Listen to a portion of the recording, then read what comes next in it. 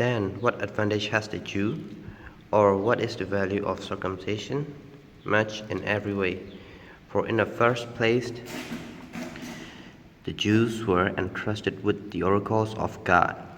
What if some were unfaithful? Will their faithfulness nullify the faithfulness of God? By no means. Although everyone is a liar, let God be proved true, as it is written, so that you may be justified in your words, and prevail in your judging.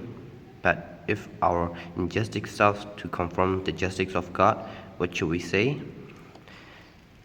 That God is unjust to inflict wrath on us?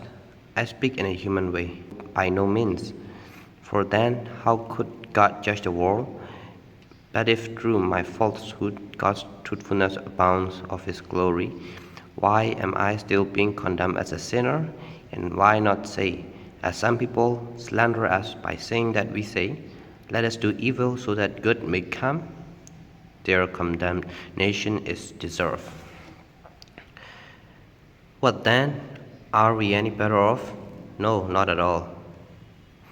For we have already judged that all, both Jews and Greeks, are under the power of sin, as it is written, there is no one who is righteous, not even one. There is no one who has understanding. There is no one who seeks God. All have turned aside. Together they have become worthless. There is no one who knows kindness. There is not even one. Their throats are open graves. They use their tongues to deceive. The venom of vipers is under their lips. Their mouths are full of cursing and bitterness. Their feet are swift to shed blood. Ruin and misery are in their paths. And the way of peace they have not known. There is no fear of God before their eyes. Now we know that whatever the law says, it speaks to those who are under the law, so that every mouth may be silenced and the whole world may be held accountable to God. For no human being will be justified in his sight by deeds prescribed by the law, for through the law comes the knowledge of sin.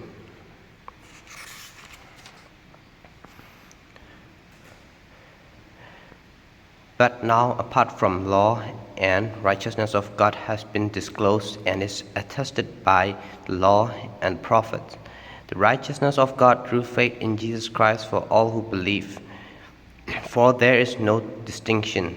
Since all have sinned and fall short of the glory of God, they are now justified by his grace as a gift through the redemption that is in Jesus Christ, whom God put toward as a sacrifice of atonement by his blood, effective through faith. He did this to show his righteousness, because in his divine forbearance he had passed over the sins previously committed. It was to prove at the present time that he himself is righteous, and that he justifies the one who has faith in Jesus. Then what becomes of boasting? It is excluded. By what law? By that of work? No, but by the law of faith. For we hold that a person is justified by faith apart from works prescribed by the law. Or is God the God of Jews only? Is not the God of Gentiles also? Yes, of Gentiles also, since God is one, and he will justify the circumcised on the ground of faith, and the uncircumcised through that same faith. Do we then overthrow the law by this faith? By no means. On the contrary, we uphold the law.